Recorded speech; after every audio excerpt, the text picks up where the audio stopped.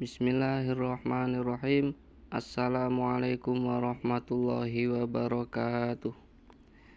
Kitab yang akan kita kaji pada kesempatan kali ini adalah Kitab Fasolatan, karya Syekh Al-Alamah Shahibul Fadilah Muhammad Asnawi Al-Qudusi, yang terkenal dengan Syekh Asnawi Kudus.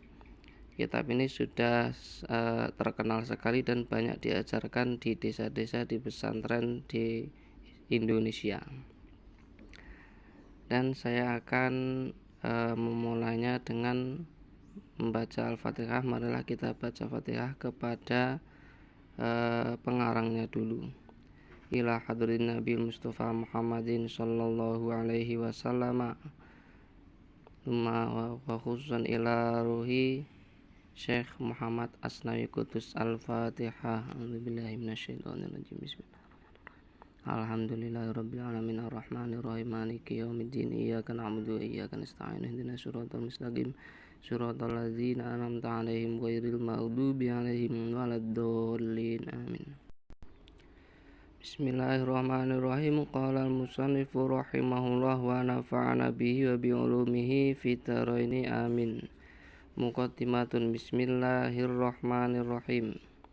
Qala Rasulullah sallallahu alaihi wasallam law anna naharon bibani ahadikum yaghtasilu minhu kulla yawmin khamsa marratin hal yabqa min taranihi syai'un qalu la yabqa min taranihi syai'un qala fadzalika mithlu shalawatil khamsi yamhullahu bihinnal khotoya. Al-hadis. Artine dawuhe Kanjeng Nabi Muhammad, lamun ing ngarepe lawangmu kabeh ana bengawane kang saben-saben dina kowe kabeh padha adus ing bengawan mau ping 5, apa to isih ana kotoran kang kari ana ing badanmu kabeh? Sahabat padha njawab, mboten wonten ingkang kantun Rasulullah.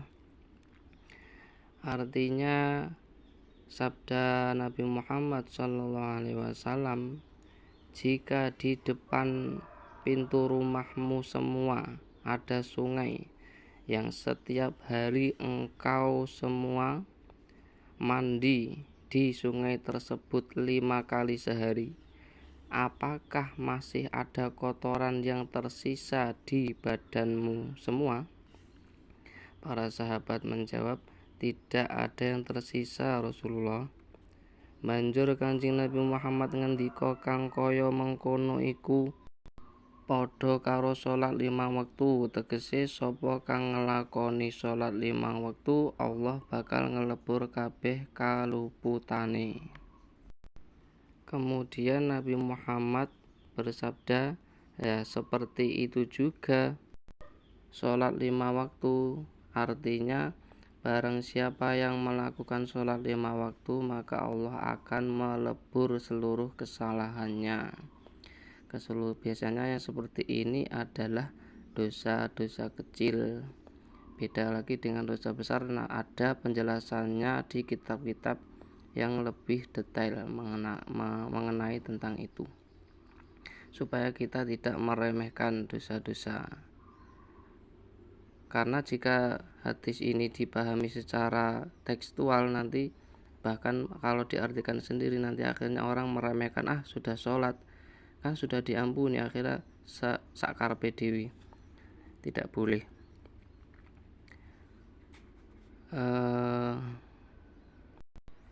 Qala Rasulullah sallallahu alaihi wasallam sholatul jamaati afdalu min sholatil fardi bi 27 darajatan. Al-hadis.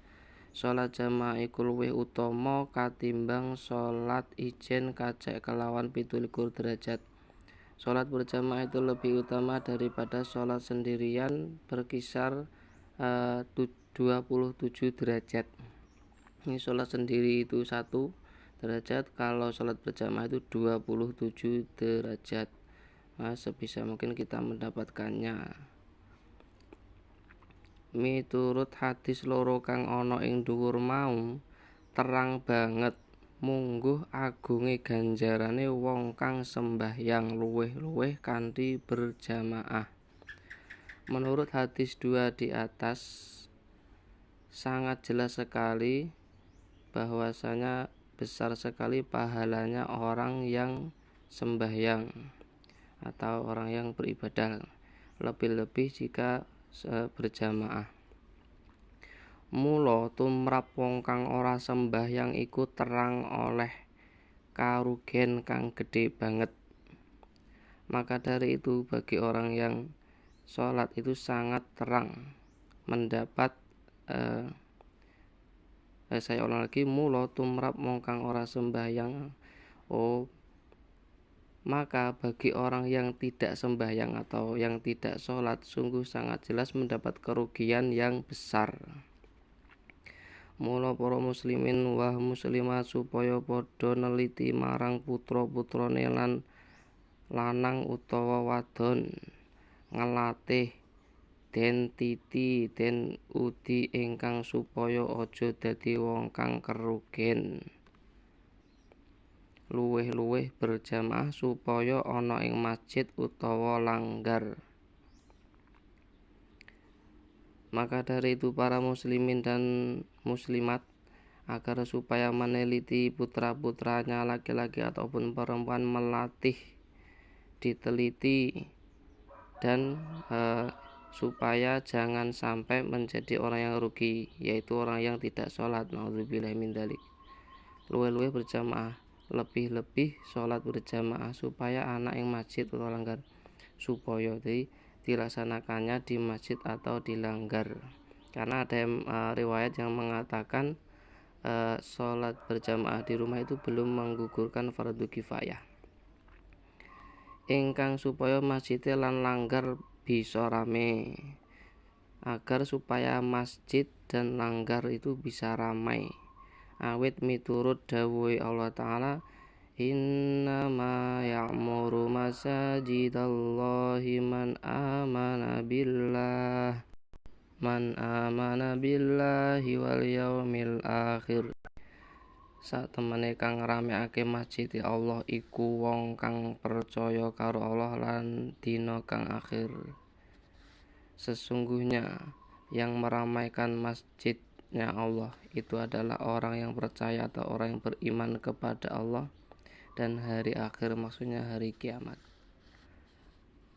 Faslun fil adzan wal iqamah wallahu a'lam bishawab.